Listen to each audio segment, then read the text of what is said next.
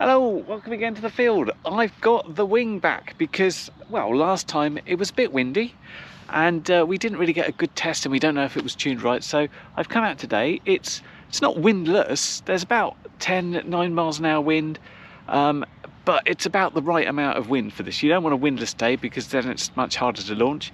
And I'm sat kind of in the middle of the field here. You can see sort of behind me we've got stuff and in front of me we've got stuff, so that's because the wind's coming from that direction, so I need to launch into there and I don't want to be too close to those to sort of block my signal. But yeah, let's try getting this thing up in the air. Let's go a little bit further if we can, see how iNav works for us and test it out.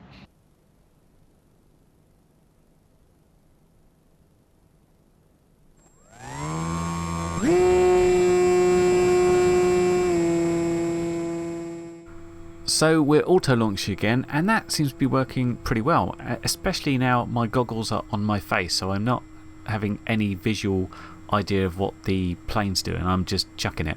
Although I do notice I'm getting on the sticks very quickly, so I'm not letting auto launch do much apart from handle the throttle for me.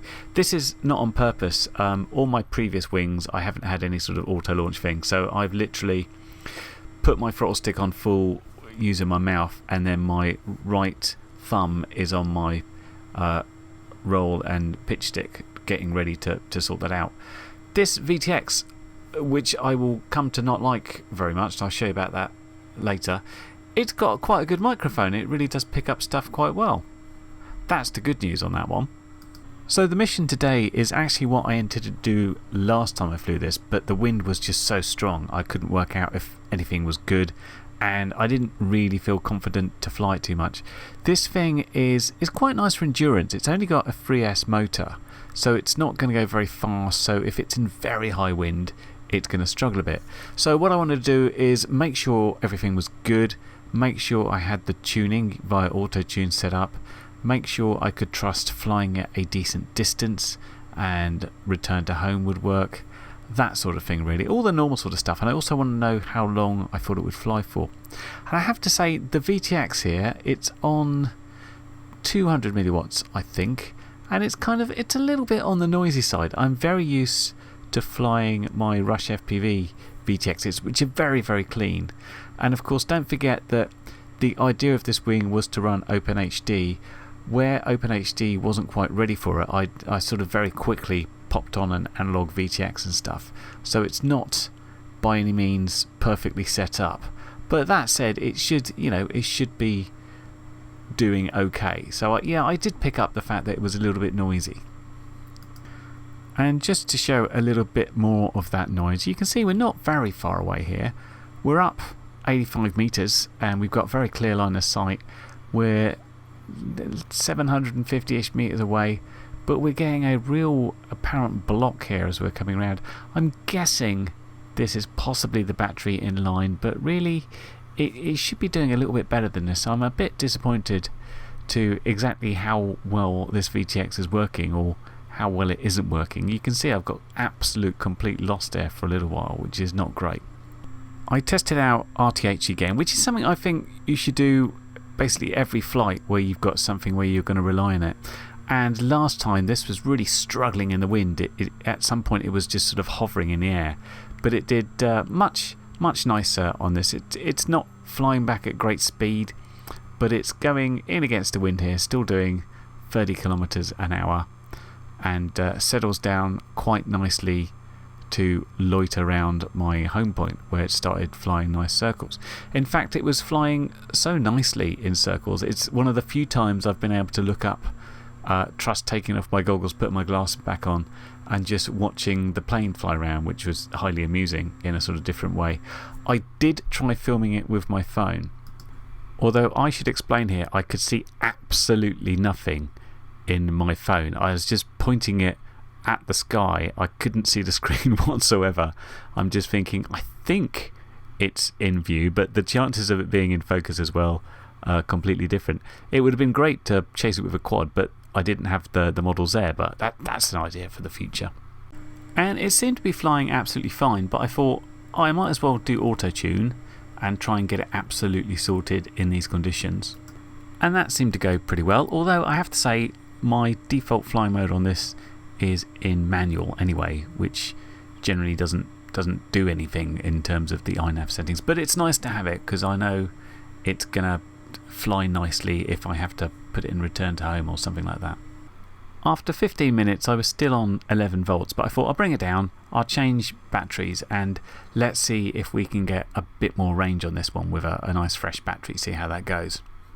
If you saw the previous video, you noticed that I had a lot of nose weight in this wing, and I tried taking some out, and I don't know if it was a psychological thing or what, but I managed to dump it into the ground several times.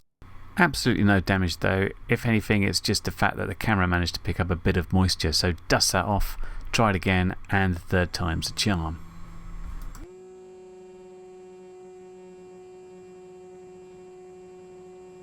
So having a quick check that return to home was working, I turned it around and went out towards the sea. This isn't the perfect direction to fly because I'm actually going with the wind here, but because the wind is not too powerful, I'm figuring that's okay. My target height here is about 100 meters, and you see I've got a nice little sort of strip which is just fields, which takes me directly out to the sea, which I've done before on other planes, and we've had a decent time and a decent signal here.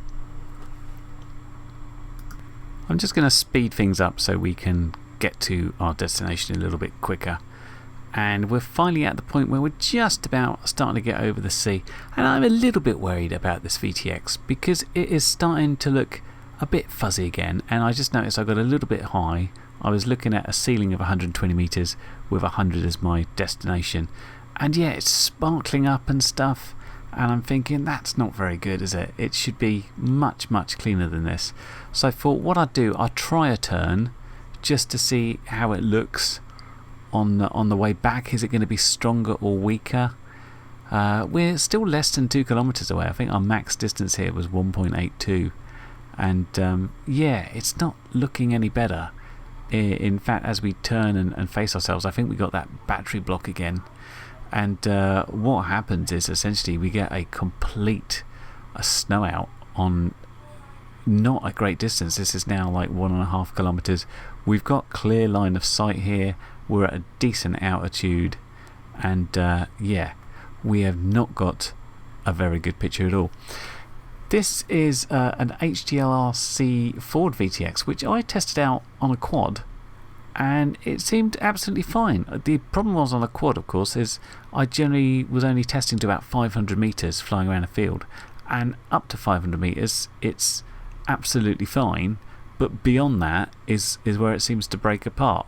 And you just saw there that I had to put RTH on because we had a complete loss of video signal there, and although I'm getting a little bit lower, we should generally be okay. And I'm just trying to steer around this house here, and we've completely lost the signal again. It's not going very well in terms of that, which is a shame. It just means that in terms of testing how this wing performs as sort of an endurance flyer at long range, I can't really do it on analog, but never mind, because I'll be moving over to Open.HD as soon as I can. So we're coming up to about the 15-minute mark again. I'm still on like 11.4 here, so I think there's a good 20 minutes in the 2200 battery. And coming down for a landing, and this thing glides on, so we opt to go around again rather than have a walk for it. Coming in for a second time, and we're getting off the throttle much earlier, going in for a glide, trying to turn into the wind a little bit more, trying to miss myself. There's the flare, and we're down nice and safely. Now, of course, people have been saying rather than have way up here, what you want is a battery, and I completely agree. The only problem here is space. I've been running this on 2200 batteries, and they fit in there fine, and they're absolutely okay. This was actually built for the Multistar 4 amp battery, which will fit in there. And if this will give, 20 minutes, I'm guessing maybe half an hour for this one. It kind of depends how I fly it. I'd love the option to put in something lithium based, and I could clonk in 3 18650s. However, that's only 3000 milliamps, so it'd be like, oh well, you could run them in series and then in parallel, but that doesn't fit. So that's a bit pointless, but that's how I'd like to use the weight. So if anybody knows about sort of larger lithium cells that might fit in there and produce a 3S, let me know. And especially if you know someone or a company that builds them, and then I could get something heavier in there, get rid of some of that weight, and have a better endurance wing then. But anyway, we'll be back with this. We'll be putting the oaking board in there, replacing or getting rid of that VTX, which isn't very good, and replacing this with a digital camera to run Open.HD on. That's what I hope to do next time. I'll see you then. Well, you've made it to the end of the video, so thanks once again for watching. If you like what you saw, then please consider subscribing, and if you really like what you saw, then be sure to check out the link to my blog for a variety of ways in which you can help support this channel.